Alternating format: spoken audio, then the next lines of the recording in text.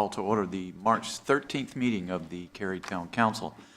And at this time, I'll recognize Councilmember Smith for our ceremonial opening. Mr. Smith. Thank you, Mayor. Well, this week we've had daylight savings time and spring is almost here. So that means it's time for my annual reminder to all of you that next Monday is St. Patrick's Day. Now, Ireland is a population of 5 million, yet 32 million Americans have Irish heritage. That's about 10% of our country. But regardless of our surnames, this is the one day of the year when we truly see the greening of America, as there's a bit of Irish spirit in us all. It's also a day we share a common bond with our sister city in Meath, Ireland. And if you would like to know more about Ireland or any of Cary's 5 sister cities, I encourage you to go to carysistercities.org. That's it, nice and simple, carysistercities.org. And while you're there, if you're doing it this week, hit the events link and register and join us downtown this Sunday at 3 p.m. at the Crosstown Pub as we salute the people and the heritage of Ireland. And I'm looking forward to seeing some of you there. And don't worry about parking. Yeah, there's a lot of talk about parking downtown, but there's plenty nearby. And to help you put it into perspective, I thought I'd share a little bit of Irish humor that I thought you might appreciate. So Paddy, he was driving down the street. He was late again for a meeting. You know, that's the way it is. They're always late. And he's looking around and he couldn't find a parking place. So he looks up to the heaven and he said, "Lord, take pity on me. If you find me a parking space, I will go to Mass every Sunday for the rest of my life and give up drinking Irish whiskey." And miraculously, a parking place appeared. Paddy looked up again and said, "Never mind, I found one." So anyhow, to all of you, happy St. Patrick's Day. It's one of many days we celebrate from many different cultures. We are the community of acceptance. We are the community of welcoming. And St. Patrick's Day is just one of many.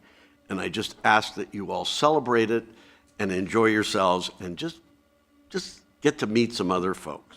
With that, please join me for the Pledge of Allegiance. I pledge allegiance to the flag of the United States of America and to the republic for which it stands, one nation, under God, indivisible, with liberty and justice for all.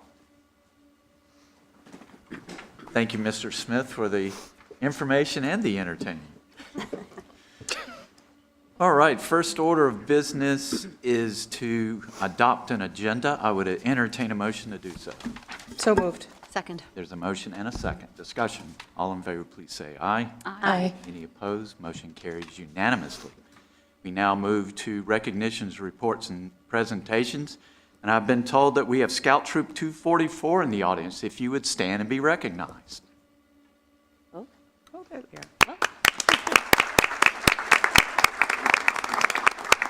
Thank you for being here. I hope this meeting will be informative and that you'll come back to future meetings. All right, next we'll call on our town manager, Sean Stiegel, for his update. Mr. Stiegel. Thank you, Mayor. For many months, council and the staff have been actively discussing the town's budget, where we've been, where we are today, and what the outlook is for future years. We've arrived at a point that the Imagine Cary Community Plan forecasted back in 2017. Population growth and new development no longer pay for the needs and desires for our community. The influx subsidy is over. Add to that the decline in sales tax revenues and changes in funding from the federal government, and we have a very different landscape for Cary today and moving forward. So I believe that this is a perfect time, an essential time for our citizens to become additionally educated about our finances and our service levels. Financial discussions are occurring at council work sessions, citizen advisory board and commission meetings, district meetings, and the most recent of which was held last week in District A at the Senior Center. All of these meetings are open to the public, and they are great opportunities for citizens to learn about the considerations that go into deciding which services we offer and at what levels, as well as understanding the costs associated with everything we do and our options for paying for it all. In addition, we plan to hold a special town hall meeting here in council chambers on July 22nd at 6:30. Our meeting calendar and agendas are posted on the town's website, and citizens can also reach out to 311. That concludes my report, Mayor. Thank you, Mr. Stiegel. We now move to item 3 on the agenda, Public Speaks Out. We've included instructions for speaking at this forum on the printed agenda and online. There were 3 opportunities to participate in Public Speaks Out: through written comments, by calling in, or by attending here in person this evening. And if you are here in person this evening and would like to speak, I'd ask that you take a seat in the rows to my right that are highlighted. Public Speaks Out speakers have 3 minutes each for their comments, and you may speak on any town-related topic as long as it's not a public hearing, and that's to your benefit. You get more time at a public hearing. The 3-minute time limit will be enforced, not to be rude, but to be fair to all of our speakers. There's a timer on the podium. It'll start off with a green light. When 30 seconds remain, it'll turn yellow. And when it flashes red, your time is expired, and that'll be the point I interrupt you again, not trying to be rude, but trying to be fair to all of our speakers. I would ask that speakers be respectful in their comments and direct those comments to the entire council and not to one individual.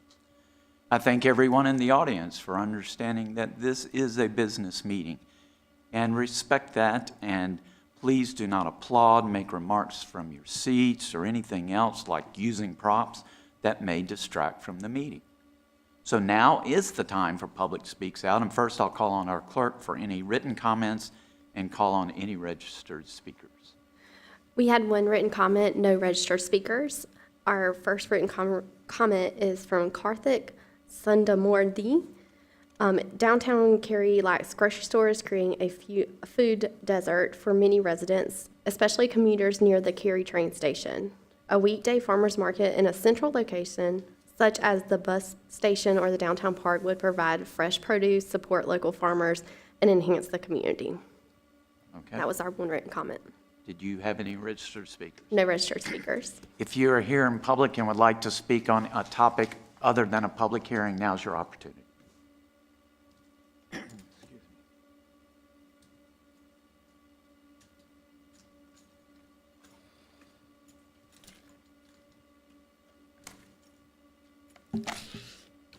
To your left. Thank you. Okay. Hi, I'm Katarina Day. I've been in Cary, or the surrounding area, since 1979. Folks complain Cary Town Council isn't doing enough. Let's be blunt. The North Carolina General Assembly and courts emasculated city and town councils. I bring this up today as Aaron Pear filed House Bill 352 to stop fairness in bids in Fuquay Varina and Holly Springs. Most of the things residents want need to be addressed at the North Carolina General Assembly. Your state House reps are Robert T. Reeves II, Maria Cervena, Allison A. Dahl, Cynthia Ball, Yalu, Julie Von Heffen. Your state Senate reps are Natalie S. Murdoch, Sidney Batch, Gail Adcock, and Lisa Grafstein. Note, none of them have sufficient support in the North Carolina General Assembly to do the right thing for Cary. You must reach out to representatives for whom you are not a constituent. Agents for the most questionable developments and activities already are. Thank you. Thank you. Anyone else to speak at Public Speaks Out? Seeing no one, we'll close the Public Speaks Out and we'll move to our next item, which is the consent agenda. For the benefit of people watching our meeting on TV, I'm going to take a moment to review the consent agenda items. Please keep in mind that 1 vote approves all consent agenda items. On the consent agenda, we have bid award for the Go Cary Capital Bus Stop Improvement Project. 22A06, which is the 227 and 309 Barbie Road annexation. 24REZ09, which is the 107 Medcon Court rezoning and statement of consistency. 23A08, which is the annexation on 1300 Davis Drive, and minutes. Would council members like any of these pulled for discussion? If not, I would entertain a motion to approve the consent agenda. So moved. There's a motion. Second. And a second. Discussion. All in favor, please say aye. Aye. Any opposed? Motion carries unanimously, and that takes us to public hearings. Same rules apply for public hearings that applied for public speaks out, with one exception. Speakers now have 5 minutes each for their comments. Our first public hearing is 24 REZ08 Yates Store Road. Principal Planner Rachel Smith will introduce the item. Council will not take action on this item tonight, but it will be referred to our advisory board called Planning and Zoning Board and will return to council in a few months for action. Mrs. Smith. Good evening, Council. This is a rezoning request for approximately 48.79 acres located on the Chatham and Wake County line. The property is located north of Weldon Ridge Boulevard and at the intersection of Yates Store Road and New Hope Church Road. The site is surrounded by existing Cary subdivisions. To the west, south, and east is the Weldon Ridge Planned Development, or PDD, which includes the Cary Diablo at New Hope Disc Golf Course Park, a future school site, the Mother Teresa Catholic Church, and the Grove at Weldon Ridge, which is a townhome neighborhood. To the northeast is the Wrenhurst neighborhood, and to the north is the Peninsula at Amberley, which is a part of the Amberley PDD. To the west of the Disc Golf Park is the American Tobacco Trail. According to Cary's GIS data, portions of the site may be impacted by stream buffers. Field determination of such features will occur at the time of development plan review. According to the Parks, Recreation, and Cultural Resources Master Plan, no greenway is proposed within or immediately adjacent to the site. There is an existing street-side trail located on the north side of New Hope Church Road, as well as a trailhead.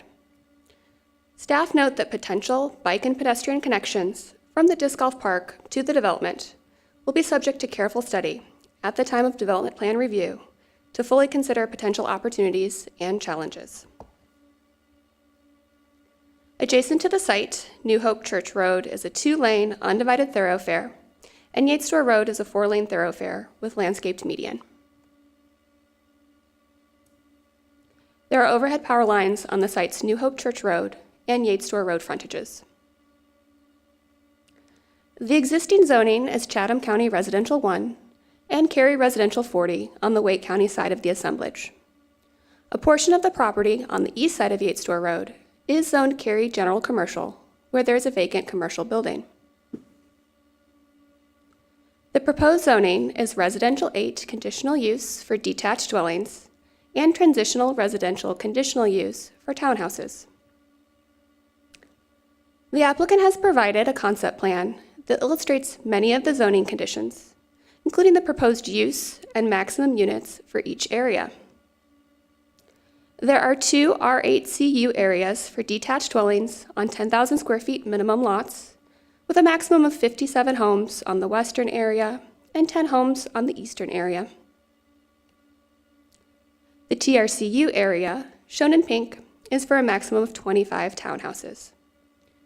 The concept plan also illustrates the locations of streetscape, perimeter, and stream buffers, community gathering areas, and access points. Other zoning conditions include a community gathering area of 12,400 square feet, which exceeds the LDO minimum of 5,000 square feet for a development of this size, with a pick list of amenities for the 2 locations. Minimum lot sizes shall be calculated outside of stream buffer areas. Some required perimeter buffers will be on common open space lots. The applicant will also certify that they have offered historic materials for salvage if demolition permits are sought. The applicant has also offered transportation conditions to meet or exceed LDO requirements in terms of construction traffic management, connectivity and traffic calming, driveway access management, and pedestrian and roadway improvements. These conditions are best understood visually.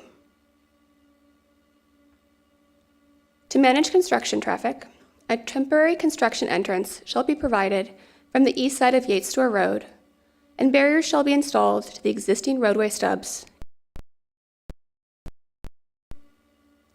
A traffic calming device will be installed when the existing road stubs are connected and open to through traffic. In terms of access management, residential driveways will not be allowed on Weldon Ridge Boulevard.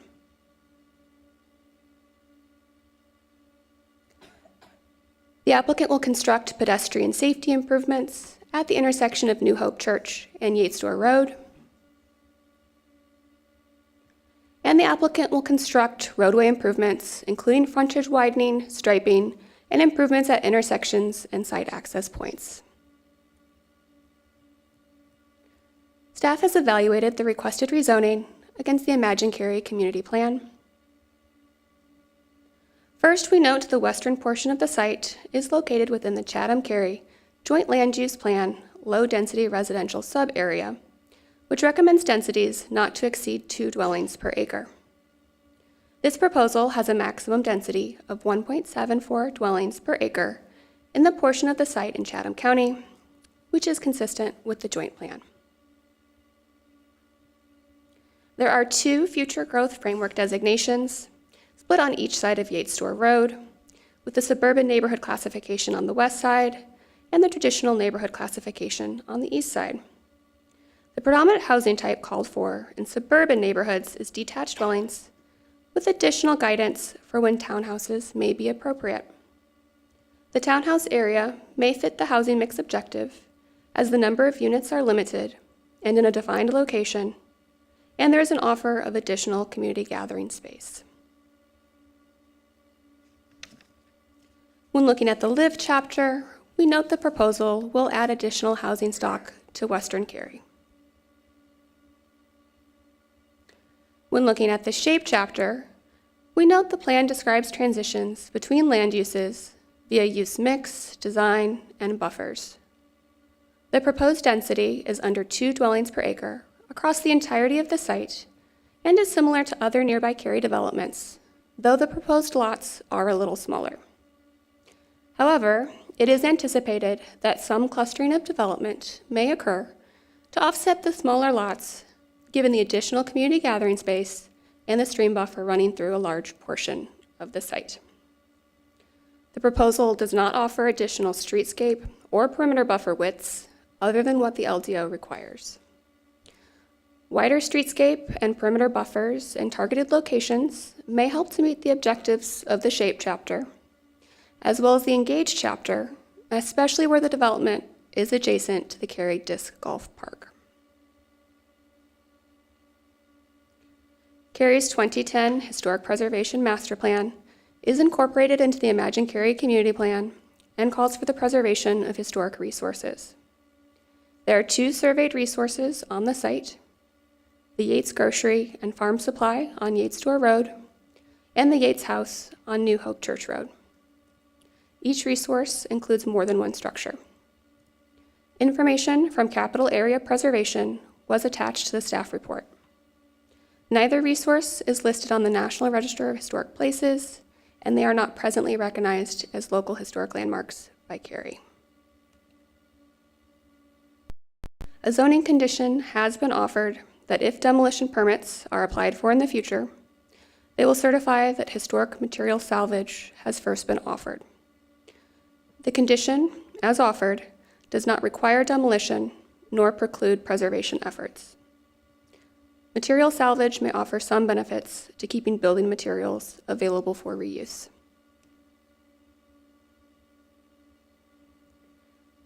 When looking at the Move chapter, we note the offered conditions may meet these policies through construction traffic management via a temporary construction entrance on Yates Store Road, the connection of existing roadway stubs with associated traffic calming measures, access management via driveway restrictions on Weldon Ridge Boulevard, and vehicular and pedestrian improvements at New Hope Church Road and Yates Store Road, in addition to site access and frontage improvements. When looking at the Enriched chapter, policies may be partially met by the proposal, as the additional gathering space offered, 12,400 square feet, where the LDO requires 5,000 square feet for a development of this size, may help to encourage open space preservation. Staff mailed notice of the public hearing to property owners within 800 feet of the subject site, which exceeds state and Cary LDO requirements for notice, and staff posted signs on the subject site. The neighborhood meeting was held on June 5 of 2024. 30 nearby residents participated. Questions and concerns included the intended scope of the project, LDO requirements for buffers and roadway and pedestrian improvements, school capacity, and concerns regarding traffic, speeding, pedestrian safety, and construction and connectivity impacts. There was one phone call following the posting of the public hearing sign with general questions.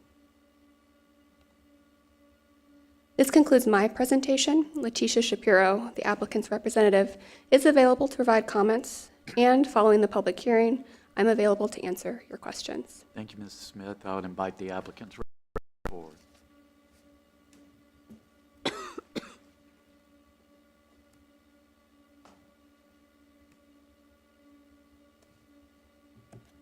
Good evening, Mayor, members of council. Letitia Shapiro, Morningstar Law Group, here on behalf of the applicant this evening. Rachel did a fantastic job outlining the details of the application, so I just want to highlight some of those details that she provided. But first, I want to say I'm extremely excited to be here this evening, not only for this project, but I have lived in West Cary for almost 17 years. And a few of those years, Yates Store Road was in my backyard. And I've raised 3 children who went through Mills Park Schools and Panther Creek High School. And this project is going to provide single-family homes and townhomes to give other families the same opportunity I had to live and raise a family in West Cary. So that's exciting for me, so I'll digress to the points. So with respect to the transitions, we believe we have appropriate transitions. As mentioned, this is a split zoning request. And what that does is it helps us to be more mindful of those transitions while keeping in mind what is supported by the Cary Community Plan and the Chatham County and Town of Cary Joint Land Use Plan in this area. So what that does is allows for the townhomes to be to the west of Yates Store Road, directly across from the townhomes at the Grove at Weldon Ridge, transitioning into single family as the project moves into Chatham County. And then on the east side of Yates Store Road, we have the single family homes above, just north of the townhouses at Weldon Ridge, and adjacent to the single family homes that are in the Renhurst community. With regard to traffic mitigation, the applicant took it upon itself to conduct a traffic analysis when one was not required, and in that report, there were several roadway and frontage improvements that are now zoning conditions. And that report was provided to the town as well as neighbors who joined us at the neighborhood meeting and requested it. And at that neighborhood meeting, there were several overarching concerns, and those concerns were buffers along existing communities, the construction traffic, the UDO required connections to Sagecrest Lane and Flybridge Drive, and speeding down Yates Store Road. And as Rachel mentioned, we did provide several, or propose several zoning conditions that specifically speak to those concerns. And with that, I would like to thank you for your time this evening, and I look forward to your feedback and would appreciate your support of the case. Thank you. Thank you. So now is the time for public hearing for 24 REZ08 Yates Store Road. And first, I'll call on the clerk for any written comments or any registered speakers. Excuse me, we had 3 written comments and 1 registered speaker. Dieter Bossman submitted a comment that was previously shared at the neighborhood meeting, but wanted to say it again for the town council. While this is only the rezoning phase, the developer should cover all the infrastructure improvement costs, including the road widening, median, curbs, gutters, and sidewalks along Yates Store Road and New Hope Church Road, with the exception for retaining the Yates Store building. 10 Kelvin asked for the information about the price of homes and the impact on his property value in regards to the development. And then Kristen Anthony, the comments, the proposed rezoning of Yates Store Road should be reconsidered to preserve the historic Yates Grocery and Farm Supply, which has been recommended for the National Register of Historic Structures. Instead of additional housing that further reduces green space, the area could serve as historic and cultural site for community enjoyment and education. We had one person sign up for as a registered speaker with two names, Servania Kalindindi. If you are present, we would ask you to come forward at this time to speak. And the other name they had given was Sunil. Either one of those speakers here. Okay. I'll open it up to anyone else who would like to speak at this public hearing. Now's your opportunity. Anyone else to speak at this public hearing? You can come this way.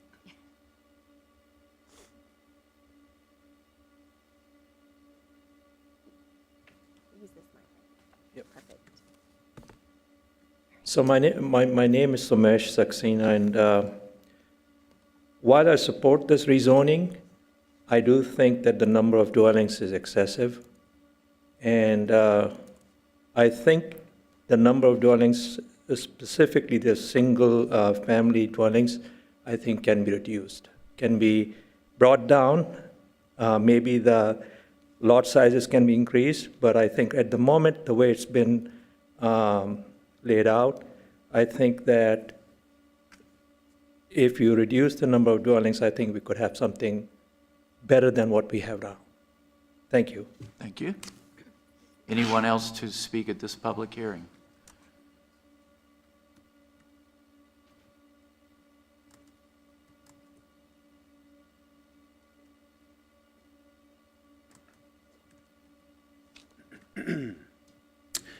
Thank you, Mr. Mayor, members of the council. My name's Weldon Jones. I'm an attorney at Jordan Price, and I represent, bless you. No, just a coincidence, no relation to the subdivision, just merely a coincidence. But I'm here representing the Grove at Weldon Homeowners Association. We appreciate the applicant's willingness to conduct the neighborhood meeting and address some of the concerns our residents have had. This evening, though, the reason that I'm here is there are still a couple outstanding concerns that I wanted to bring before the council's attention. I'm also joined here by a couple members of the Grove at Weldon HOA who would appreciate the opportunity to speak when I'm finished.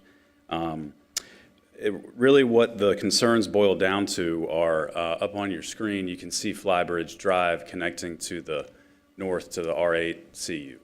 Flybridge Drive is within the Grove at Weldon subdivision.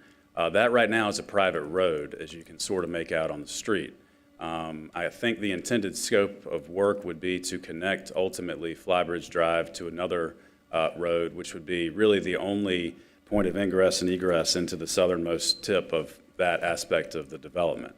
The cause for concern with that is that while we appreciate the construction entrance on Yates Store Road, that entrance, as it's been explained to me, is only temporary. That's for a number of reasons that I'm not entirely clear on. I think perhaps one of the main ones is that DOT is not allowing the direct ingress and egress onto Yates Store. If there's anything that can be done about that, obviously that would be the most preferable option for my clients, as that would reduce the traffic on Flybridge Drive. If not, obviously the concerns that we would have include the increase in traffic flow being a natural one from the south. The only point of ingress and egress would be that way. The other one would be just the simple road maintenance made necessary by the increased traffic.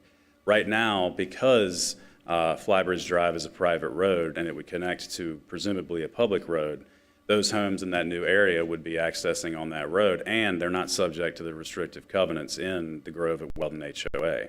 So as such, those owners in the new development would not be responsible for paying assessments and for the upkeep and maintenance of the road that they're traversing on. I don't need to connect the dots there as to why that might be an issue, but the increased traffic coupled with I don't see any planning or any plan at this point to address the increased or the eventual road maintenance fees, repaving, sealing, et cetera, for which these owners would not be subject. So With that, I do think there are a couple options that we could propose. The first would obviously be for those owners in that northernmost adjacent portion of this new development, provide for as part of the development plan that the residents must pay to the Grove at Weldon HOA some sort of an assessment like a road maintenance fee, which would be proportionate to the costs, which would be estimated as needed in the future for the maintenance of that road. That would be one option. The other option would be to provide for some type of a streamlined process for the town of Cary to assume Flybridge Drive into its public maintenance schedule. Obviously, I know that going from a private road to a public road necessarily implicates doing some improvements, widening, curb, gutter, right-of-way work. I'm aware of that, and I do appreciate, by the way, as an aside, the town of Cary's orphan road program. I have used it for various clients. This is not that situation, though, although the conditions would be very similar. And through no fault of the association's own, they are now having folks traverse their road for which they'll have increased maintenance costs. So I would submit to the council and Mr. Mayor that it would be appropriate to have the developer pay for any cost that would be necessary to expand the roads or to bring them up to compliance for the town of Cary to accept them into its maintenance schedule. Just today, I discussed this with Ms. Shapiro. I appreciate the time. I don't know if this has actually been presented to the applicant in full, but those are the options as we see them, and I appreciate the council's consideration. And with that, if possible, I do have some homeowners that would like to speak. Thank you. Next speaker, please.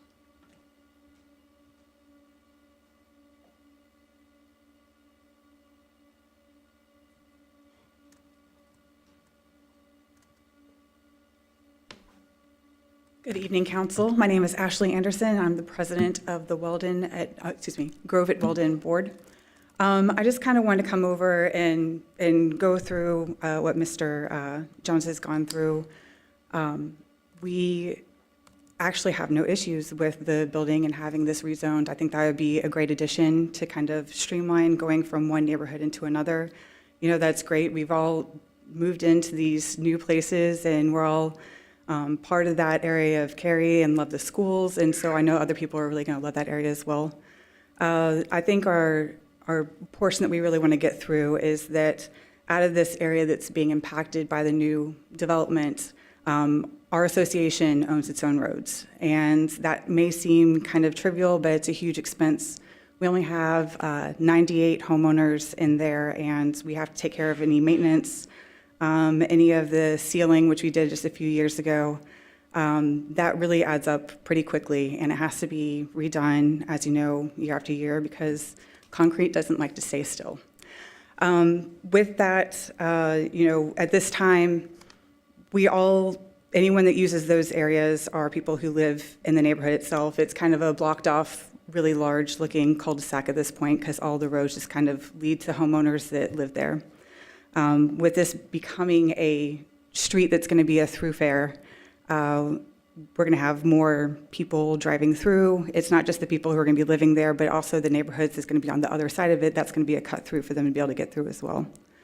I think that Mr. Jones did a great job kind of explaining some of the things we talked about earlier today, either the option of having the roads changed over from the developer, taking on that expense to make them something that would be comparable to Town of Cary taking over as roads that you would maintain versus our association, or having something with the developer of making sure that when they do have this developed, that's something that they would put the funds in towards so that we can kind of calculate that in when we do any kind of maintenance work or sealing or anything from 10 years from now to 30, 40 years from now, that we're kind of covered, but it's on the backs of everyone who's using the road, not just the neighborhood themselves.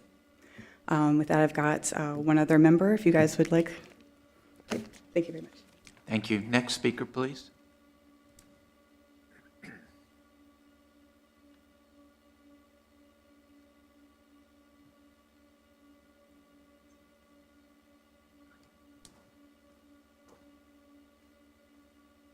Good evening, Mr. Mayor and Council. So my name's Gary Williams, and I'm also a board member and the vice president of the Grove at Weldon Board. And, just to echo what Mr. Jones has said and Ashley has said as well, is that, we have a community it's private. I mean, there's 98 homeowners within this community. We have 2 routes in our neighborhood, and it's just a loop road, if you will, and 2 different entrances. And then with the extension of this Flybridge Road into that new development up in the corner with 10 additional houses, it is a grave concern to the board, our community, on our future residents. So without echoing and re-embellishing our concerns, I think you've heard, but we really feel like we need to get some kind of concession or a new look at how we approach this Flybridge Road, if it's indeed has to be a thoroughfare for this neighborhood, or if there's another option. Simplest option would be, don't use our neighborhood, use another entrance off of Yates Store into this new development and call it a day. My understanding is that, and I'm not a development guru here, but my understanding is that because our Flybridge Road has a stub road that extends to the property line of our community, that 15 years ago it was determined that it might be a future thoroughfare for something. I understand that. But today, again, it's a private it's a private community, and maybe an option is, and it's my understanding that if there's a stub road there, that for all intents and purposes, you might use that in the future for new developments, tie some roads together, and so forth. I completely understand that. But maybe the stub road can go away. And what little, because that stub road is about 100 feet long, and it could become a green space or what have you, and it's completely taken out of the equation. So I don't know if everybody's thought out of the box on solutions to this problem, but our concern as a board and a community is the fact that we've got private roads that would be accessed by others to get access to their homes. So thank you for your time, and we look forward to working with everybody involved in the future as we work through this. Thank you. Anyone else to speak at this public hearing? Anyone else? Last call. I'll close the public hearing. Before I open it up to my council members, I'll ask Mrs. Smith to come back. Can you explain to everyone why that private road has to be used? The LDO requires connectivity. Okay. And was it posted with a sign that says future public? Yes, both the stub at Flybridge Drive and Sagecrest Lane have the sign that you're referring to, that this is going to be a future through street. Not a thoroughfare, though. I will note it's a local, not a thoroughfare. Okay. And so some of the comments I heard said make the developer pay for the road maintenance fee. We do not have that authority. And we do not have authority to make anybody do anything with the existing private road, do we? No. No, I didn't think so. So we can ask that the developer help with that. I'm not sure what else we can do with that. Encourage them to enter a private agreement. Yeah, private agreement with, yeah. And I'll let you talk about that. I just wanted to clarify what required that road. It was posted as a future connection, and we do not have authority to require improvements by the developer. Well, this is Sarika's district, so let's Okay. let her start. Thank you, Jennifer. So I received an email from Kristen Anthony about their concerns about one of the homes that exist on the property, and I did discuss this with Scott as well. What I heard today is that that house is not on the National Preservation Registry as of today. There are no properties on the National Register of Historic Places on the site. So what is the plan for, like, what are they going to do with these homes? They're just going to remove this from the property? I just want to make sure that this issue, like this concern, is addressed in the meeting today. So it's my understanding from talking to the applicant that they don't have a plan at this point for either property. Okay. And the other thing about the pass-through traffic and the road damages that can happen over the period of time due to construction traffic, I don't know, there could be so many more ways probably that we can address this. For one of the projects, we discussed that the road cannot be open until the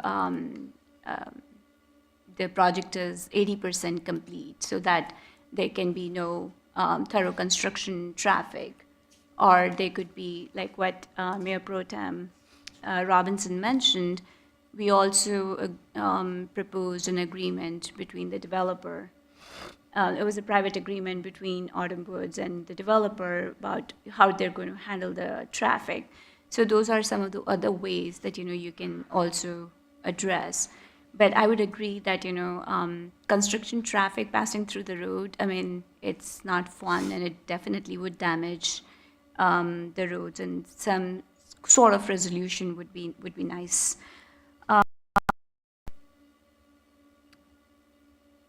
I don't think right now I have anything else, but I would like to hear from my colleagues on what their views are. I have a slew of questions Go for it. before comments. Okay, so going back to looking at what's on the screen, that box in the middle that we see that is gray at the top of it, is that also owned by the applicant? The one that's not part of the rezoning, but looks like it's contiguous? So if you're talking just to the west of Yates Store Road and south of New Hope, not the triangular piece, but the piece just to the Correct. south of there, Yes. that is not owned by the applicant, it is privately owned. Okay, and the cemetery? That is part of the Peninsula at Amberley development, and it's HOA leftover lot For another, development. Mhm. and what are the densities of the surrounding area? I do have that. And I thought you might ask, so I highlighted that. So glad. Okay. The peninsula at Amberley, the detached dwellings are 1.3 dwelling units per acre. Okay, Wrenhurst is 2.04 dwelling units per acre. And then the Grove at Weldon Ridge, which are townhomes, Right. are 4.37 dwelling units per acre. okay, so those are significantly denser. Okay. So in my list of, that was the first one. Is there a sidewalk on the south side of New Hope Church Road? I know there's a street side trail on the north side. Is there a sidewalk? Or sidewalk planned? So what is the access, basically, from this potential new development to Diavolo? And where's the cross? Yeah. Yeah. Everything you said. Okay, so pedestrian facilities are the street side trail on New Hope Church Road, which is on the north side. Correct. So on the south side, there's no curb and gutter, no sidewalks. But there will be. Correct. So will there be a sidewalk? Does the applicant build that? Yes, the applicant would build that. So the future cross-section, I'm reading from the staff report here, would be 4-foot wide bike lanes in both directions and 10-foot wide street side trail on the north side and a 5-foot sidewalk on the south. And so there will be, just to absolutely make sure I get it, there's pedestrian access from this potential new development all the way to Diavolo and the American Tobacco Trail, off-road, meaning sidewalk. Sidewalk will connect to the western extent of the property line on the south side of New Right. Hope Church Road, correct? So if you were to kind of come up a little bit, is that inside or outside of the buffer? I didn't see these pictures So sidewalk is typically going to be in right-of-way. in the right of way. And is it all the way to Diavolo? Is there going to be a gap? It's going to be to the western property line. So there, Is there a gap between that? well, there's a 20-foot type B perimeter buffer, but you can have sidewalk crossing that. I mean, we see that all the time when you've got development next to development, the sidewalk still. Sorry, maybe if you come, can you go to one map out? Scott looks like he's coming up to help. There is a The gap. sidewalk goes to that property line, but there's another piece of property between this applicant's property and the Diablo. So there's no sidewalk on that right now. And there's no sidewalk. Thank you. So I wanted to make sure that pedestrians or future residents could get there safely from this area. Where is the crosswalk going to be, since they won't be able to get there safely? That'll be determined at the time of development plan review. I don't know exactly where the crosswalk will be located. So is the street side trail being done by this developer, or is it already there? The street side trail is on the north side, correct? So it was put in by the Peninsula at That's what I Amberley. thought. Okay, all right. I have just a couple more questions. If you go to the names of access to the private road, you have a different name for the top part of the road as you do for the southern part of the road. Correct. Is there a plan to fix that? That is a good question. I have not heard of one. We can get back to you with that information. But you're That correct. would It's be- Sagecrest Lane on the north and Flybridge Drive on the And it just south. changes names somewhere in the middle? But it might slow down traffic if you don't have it as one continuous road. Instead, you have, I can't read that very well, but whatever that is coming down from the top, from the north, then you have some other road, and then you have this one. Well, the picture shows a continuous road, not on this one, but on the other picture they showed us. It shows a continuous road. Like So they're is that a conceptual. It's conceptual, it's not. Is it, so I guess that's the question. Is it a continuous road or is it will it be a continuous? There will be a connection between Sagecrest Lane on the north, south to Flybridge Drive. So it will connect as one roadway section. As one As roadway? one road. Yes. We've had that once before. You probably remember over off near Sunset? Yeah, What's it something like called? that. Over at 55 and High House. Yep. And there was a little triangle, a piece of land that we wanted to develop, but everybody was worried about cut-through traffic.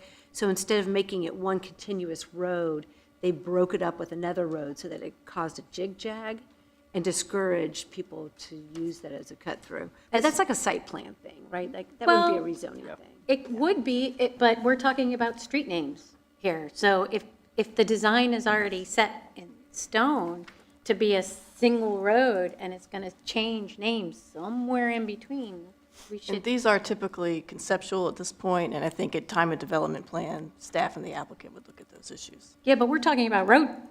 I mean, one of our policy guidelines here is to have the same name for a road. So how do those work out? How do you have a policy guideline that says, don't change road names in the middle of a road, and then say, oh, we're going to decide that at site plan? Yeah, I think. How do they? We definitely know what the council's position is on it, but we're not prepared to give a firm answer right now at this moment. Okay. Yeah. Has staff looked at the road, the private road, to see, would it fit in? What is the state of that road, and what is the opportunity, since we've been talking at length about bringing private roads into our maintenance schedule? Has staff had an opportunity to look at the road and see if that's even possible? We, right now in that program, as you're aware, the private road conversion program would come after we're fully funding our existing one, and we're struggling to do that. So there's not much activity right now on the private to public road conversion. So- But do we know what it The question would is it take? built to Built Cary to our standards? standards. That's probably no. the question. It didn't sound like. It is not. It is not. Okay. Correct? It's not, right? Okay, Russ says not. Okay, Okay. that was it. And then the last one I had, different one is more of a comment.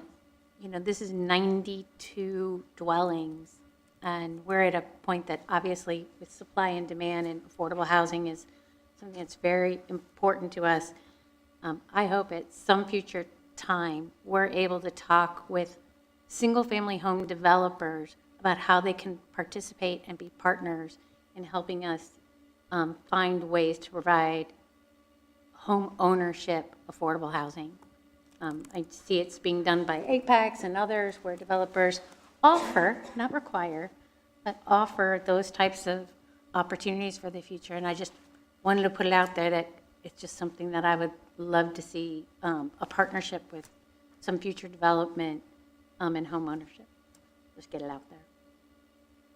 Okay, I have some additional, I can't believe you didn't cover all my questions. I really thought there was going to be I overlap. had a few more, but I was letting. Yeah, let me do some. I have a few, sort of, me still learning a little bit about some of this. So first, when we talk about potentially discussing or considering adding these private roads, we're not just talking about Flybridge Road, we're talking about, I'm assuming, all the roads in the Grove at Weldon. Do we know what the length of roads those are?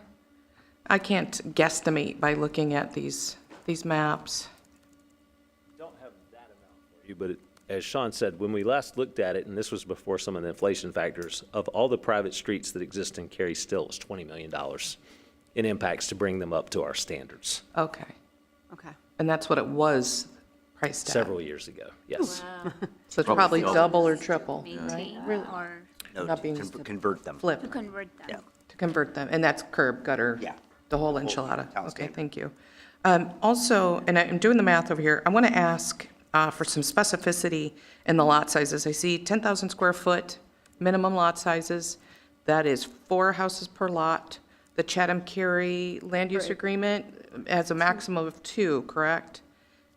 It has 2 dwelling units per acre. Per acre. So per acre, I'm assuming then the Cary-Chatham land use agreement allows buffers to be included in that dwelling per acre calculation? Right, it's a gross dwelling unit per acre density calculation. So these developments would be under that 2 dwellings per acre maximum with the storm buffers?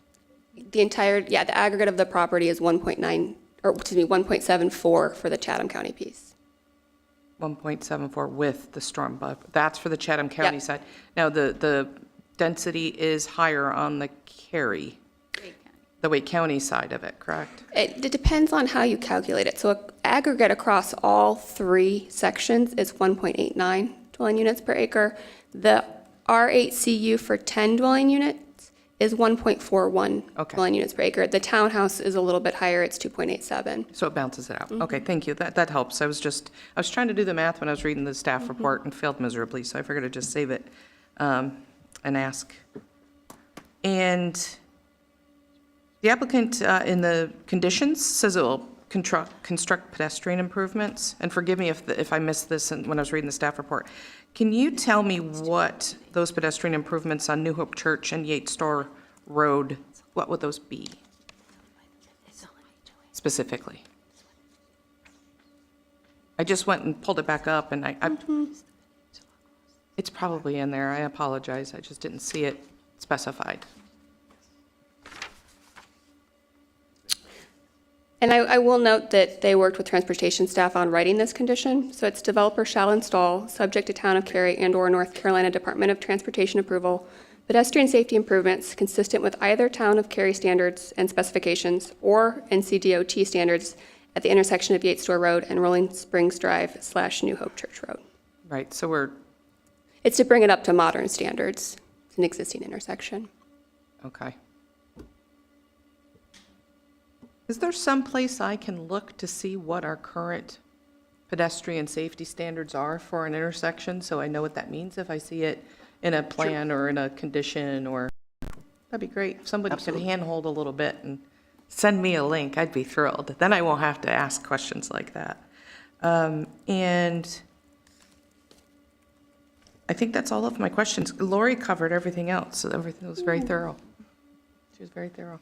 Other questions? I have questions, sure. Okay, so can you explain to me, maybe before you explain this, why we cannot have an access into the eastern portion off of Yates Store that is not just a construction entrance? So that's a great question. So I've worked with transportation on that, and they have talked to DOT. Now, a formal decision will be made at the time of development plan, but the 10 homes they do not believe warrants the access on Yates Store Road. NCDOT doesn't think it warrants it? My conversations with transportation indicated that their preliminary conversations with DOT, that it would not meet the warrants to have its own separate access. Correct. Interesting. And is that because they want to keep, among other things, they want to keep another intersection so many feet away from the Yates Store and New Hope Church? I only say that typically DOT, since it's a DOT street, they have the approval process. It's probably a driveway permit. So I would imagine that their preliminary, determination was that they don't want to issue that, either for the long term, for too long of a period of time. We can ask again, obviously. Yeah, Russ, to me, this is a critical element of this project, because I agree with the people who live in this neighborhood that if you don't have an entrance into here, you are going to have people coming, anybody coming from the south is going to naturally take this. But if you had its own entrance, people wouldn't do it. And not only that, you would then probably divide some of the, traffic, where some people may find it's easier just to go straight up Yates Store, go into the new entrance, and then come back south to their unit. So I really do think that it's pretty critical for making this harmonious with the existing communities. So I think we need to push on that. And then we just had this conversation about intersections, about signalization. Before you have anything out here, this would be a great location at New Hope Church and Yates Store for a traffic circle instead of a light, which may It make. won't bother the cemetery. Won't bother the cemetery, which may make the NCDOT a little bit more receptive to having a driveway cut there. I think that's fair. But this is something I think is critical for the success of this project. So that's my first thing, is that can staff look into this? And Yes. help us push on this a little bit?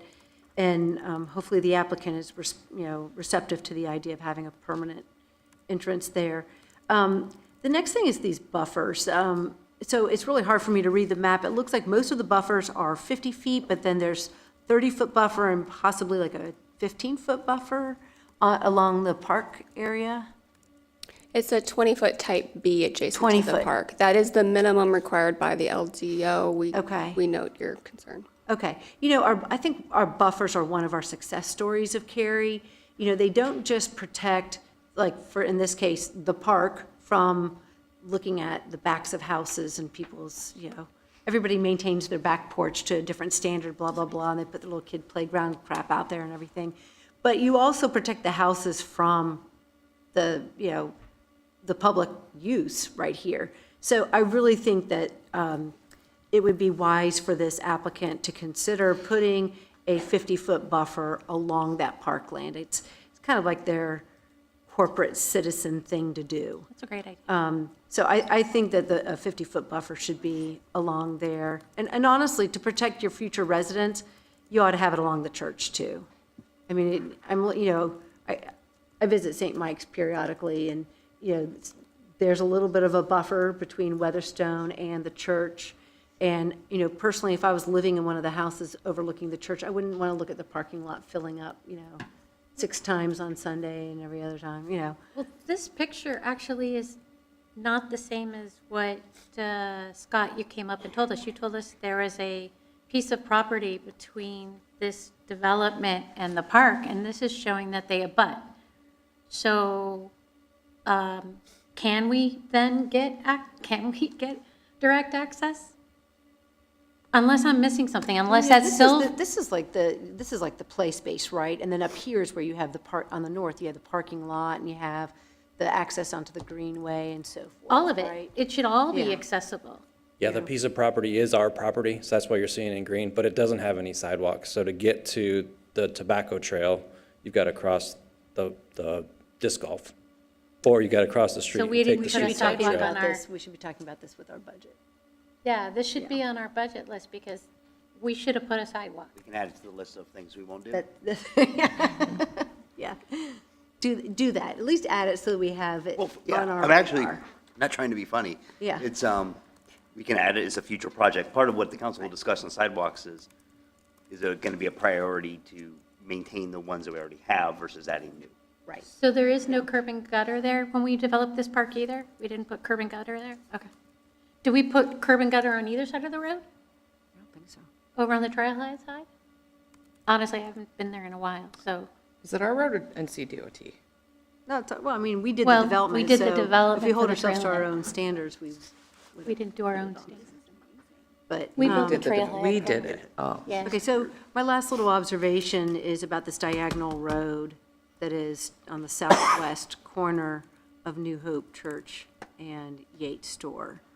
And what is the future plan for this? Is it to close that down and not have it as a public road and then just make it a private I mean, it's access? already closed down. Oh, it is already Yeah, it goes closed to the property to the south. Okay, super. It Okay. provides access for them. Okay, that is wonderful. Let me see if I had any other questions. I think that those hit the points that I think are most important here.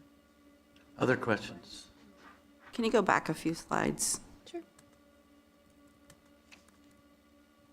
Do you know which one or which theme?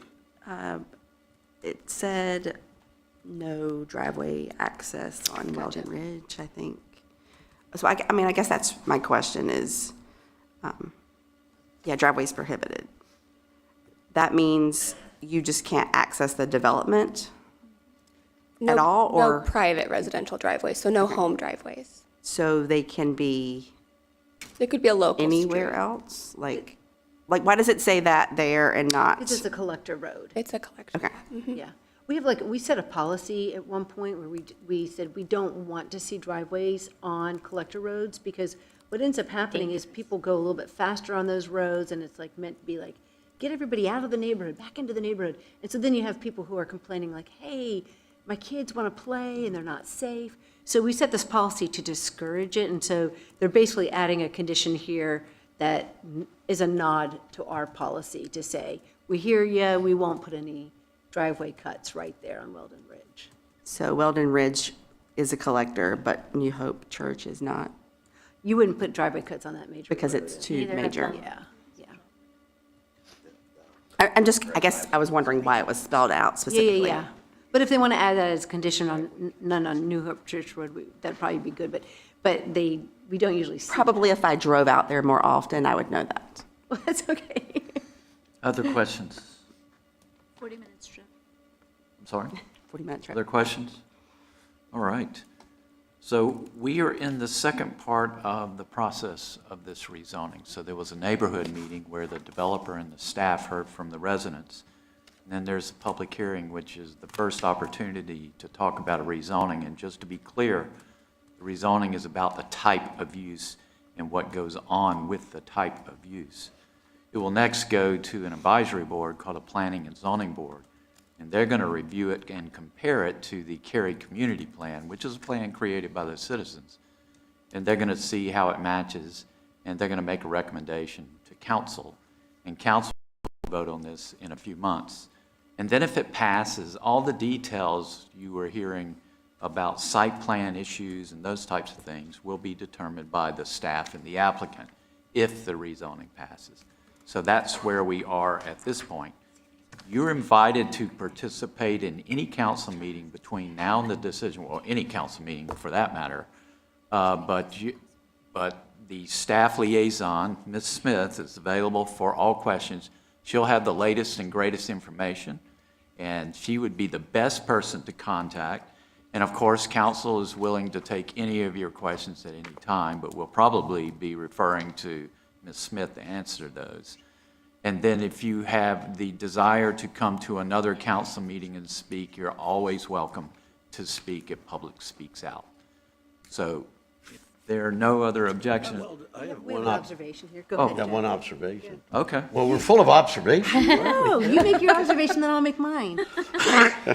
Excuse me. No, I mean, I've listened to quite a lot of this, and I really appreciate hearing from many of you that live out there, because you kind of understand this a lot more.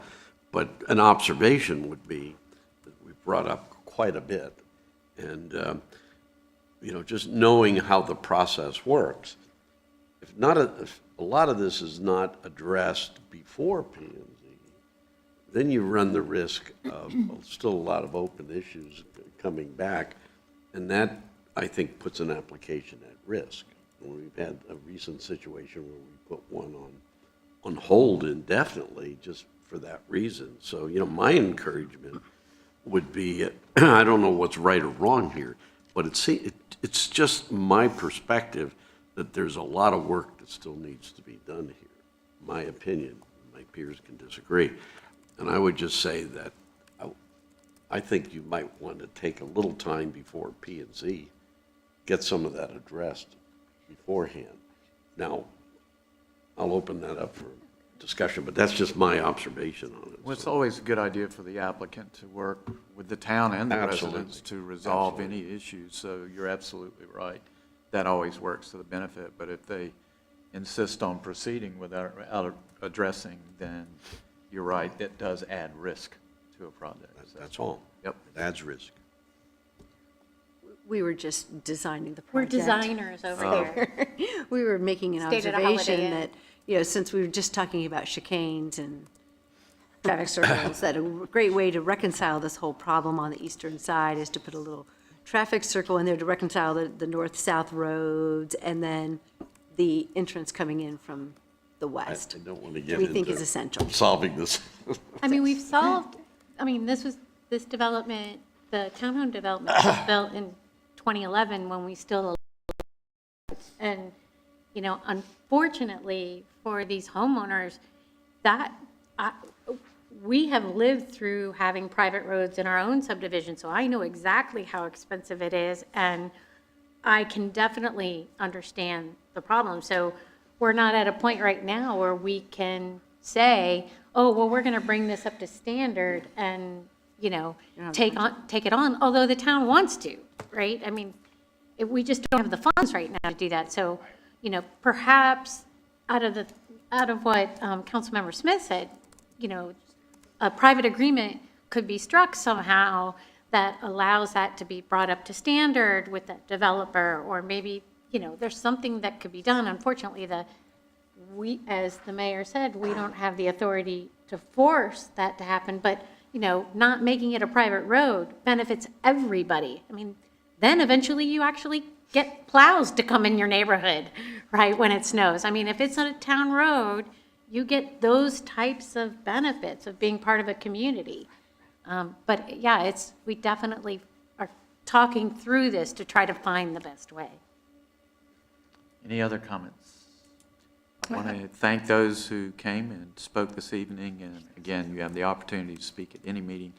This will next go to the Planning and Zoning Board, which will be posted on the town's website, and if you just have a question about when that is, Ms. Smith will certainly know when that is scheduled.